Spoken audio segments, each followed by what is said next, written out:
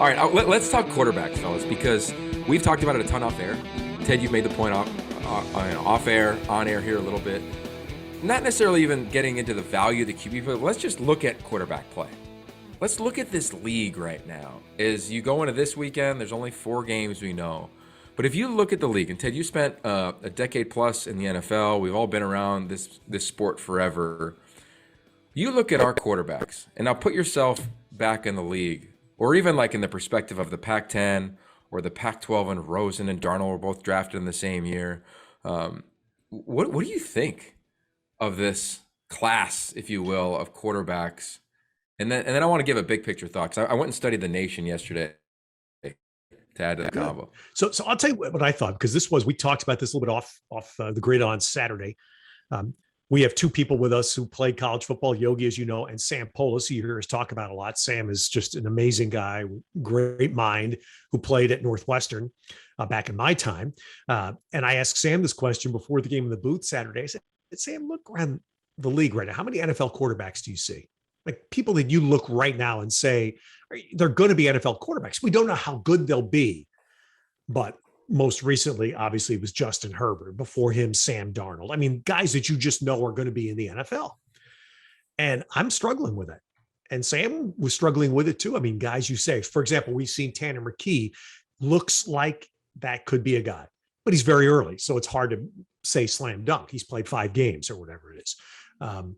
The importance of it to me is when I got home Saturday night and watched Jaden Daniels. Wow. Okay. By far the best quarterback play of the week in the Pac-12, right? Was Jaden Daniels. I mean, he was terrific. And that swings the difference in a game. And there are other times where we see people flash here, flash there. We have, to me, and this has been now, I think other people are picking up on this. I read a great story on Trojans Wire about it. You know, more teams than we would ever expect that are unsettled at the position. We're now almost halfway through the year, right? You wouldn't expect to see that. And let alone not having returning, the experienced talent. But, the guys, I mean, the ones, look, I think I've been right up there leading the flag, waving the flag for Chase Garbers. And it hasn't happened this year. And I don't know why. I mean, I watched the game Saturday. Cal's offensive line was not helping very much. That clearly hurts. But there's an experienced guy that you want to say is going to make that run and position himself like a Jared Goff, like a Sam Darnold, like a Justin Herbert. And I'm puzzled as to why right now I don't feel like we're seeing that. What do you think, Michael? Well, I'm going to say 2 things before you go big picture. Herbert last night was incredible. As we're doing this on the Tuesday. Campbell Trophy winner. But I don't, by the way, the lightning analogies to all the game, guys, just stop. It does. There's a lot of lightning down here in LA yesterday, Ted. It was a very rare occurrence, but you would think it was like, an eclipse of the sun or something. Anyway, that was one thing I had to say. And then I think somebody said quarterback play was going to be the key to that UCLA Arizona State game last week. UCLA ran for 200 yards. Yet Jaden Daniels dominated. 4 of his 13 completions were over 47 yards, by the way. Pretty cool. So maybe Jaden Daniels gets into that conversation about NFL guys. But go ahead, Yogi. Yeah. Well, it was real fun watching that game. For me, guys, UCLA, Arizona State, best half of football all season long that I've seen with both teams. And offensively, if you love offensive football, Zach Hill, Chip Kelly, Justin Fry, that was awesome. The scheming, the designs, how they got guys open. There wasn't a ton of busted coverages. Super creative. Jaden, tip your cap, performance of the week. But I started thinking on the flight home, right? I'm like, yeah, quarterback play isn't what it used to be, right? You used to say, all right, SC's quarterback, Heisman, going to the league, right? UCLA, you can kind of go down the list in this conference and its history of what you've expected. To Ted's point, Arizona, Colorado, Utah, unsettled. Even though Utah, they basically, it's kind of last man standing, but still unsettled quarterback play. Wazoo started multiple guys this year. Oregon State, they're settled now, but they've started multiple guys. Stanford, multiple guys. In Oregon, we'll see what happens after this bye week. Last weekend's performance, we'll get into it, from Anthony Brown, not his best for sure. But I went around and I was like, okay, let's just see if you could trade with another conference. So I went down the list. SEC, top couple quarterbacks. Matt Corral, Bryce Young. I think Matt can really deal. One-time USC commit, Bryce one-time SC commit, but still too early for me to be like, that's a top 10 draft pick, right? Matt is special with his arm. Big 12, Spencer Rattler hasn't lived up to the gross hype preseason. Brock Purdy's been up and down. Max Duggan, okay, right? I don't know if I'd trade Daniels, Slovis, McKee, Dylan Morris at times. Like, my point is, like, would you trade with another league? Big 10, CJ Stroud up and down. Sean Clifford playing at a high level. Peyton Thorne at Michigan State. I don't know if I really trade with the Big 10. ACC, my man Kenny Pickett lit it up over the weekend. Brandon Armstrong at UVA, he's one of the leaders in the country in efficiency and completion percentage. DJ Ungalale at Clemson, wouldn't trade with him. Sam Howell has been okay. Devin Leary's been okay. Talia Tagovailoa, okay. My point in the ACC. And then you come out of Power 5 and you're like, Malik Willis is on everybody's draft board. He's pretty impressive. Tanner Mordecai, the kid at Carson Strong at Nevada. So when I netted out, Cincinnati's guy. Yeah, Cincinnati, Desmond Ridder, really talented. When I netted out and said, project what's going to happen at the draft, right? And I said, would I trade our league's top quarterbacks for other leagues' top quarterbacks? I don't know. You could argue the top quarterbacks are non-Power 5 players this year, right? To your point, Desmond Ridder was awesome. And that's about the portal, right? Because nobody stays put anymore. If you're not playing right away, you leave. And I this is the word I've picked up on this, guys, in our travels for the first half of the year. I've heard two coaches use this, Chip at UCLA and now Carl Durrell, who I was just around for the first time this past weekend. Player development. Yeah. Player development, which has to be part of college football, has to be. Right, you're taking kids out of high school, and you're going to send them off in the player mind. Every player that comes to one of these schools is thinking they're going to play in the league, right?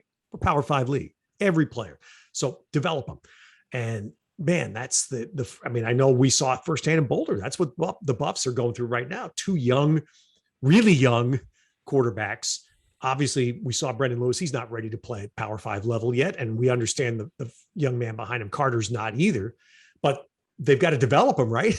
They have to develop at least one of them to the point where they can get on the field and play, and give their team the belief. What I'm saying, not play, but give their team the belief they can win with them. That to me is essential part of the quarterback position. So anyway, back to where we're saying. Go ahead. So your point though on teams running the ball. So if you look up and down these rosters or these teams in the Pac-12, a lot of people are running the quote unquote pro style system. You see how many play action passes do we see from Brendan Lewis from under center, turning his back to the defense, right? So it's to me, it's weird of like, all right, we want to develop them. We want to run this type of offense, right? Where you can go to Utah, you can go really up and down. There's a lot of under center stuff, challenging stuff for the quarterbacks. So to your point of developing, I think it's going to take a little time for guys to really become, the next names in this league versus playing catch. Right, so the argument I always say is, can you play catch or can you play quarterback? Everybody can play catch. That's spread it out, throw to green grass, and just let my guy deal. I think Brandon Lewis can go play catch. I think that a lot of these guys in this league can go do that. The problem is the systems aren't that, and the problem is that when you're asked to do things that are a little challenging, and you're not playing at your best. And to your point about the portal, you might be like, nah, I'm out. So I think guys are playing a little early in their development, whether that's because of the roster and injuries, whatever it is, but younger players are being thrust in and the system is challenging. And that is, I think, a reason why we're not seeing special quarterback play in this league. The portal to college football is like AAU to college basketball. Skills aren't being developed because players are empowered to, rather than learn, to leave. And I think you're seeing it in the skills in the college football quarterback position right now. Like you've seen the skills and the average skills in college basketball have deteriorated over the last 10 years as well. Can I say something shocking, Yogi? Please. Good point, Michael. That was really a good point, because that's Michael's absolutely right. I love college sports and I love college basketball, and it really hurts me because I think the one and done rule has been utterly destructive to college basketball for the very reason you just said, Michael. It's no longer about developing players. Anybody with, skill set comes in and is gone after a year. And that's where college football now is heading in this free agency era. And at some point, the player right to to be free. The player empowerment will have to have a governor put on it, right? I think there's going to have to be some sort of a governor put on it. So yeah, players have rights, players can move, players can be free, but it can't just be the Wild West, which is where it is right now. And I think it is it's on the path to being as harmful to the game of football as it has been to basketball. You know what's interesting about that, Ted, is so if you look at like the top quarterbacks in the country, perceptually, statistically, there aren't a lot of guys who have transferred, right? It's not like Oklahoma where like they had a Heisman Trophy winner transfer or a Heisman finalist transfer 3 years in a row.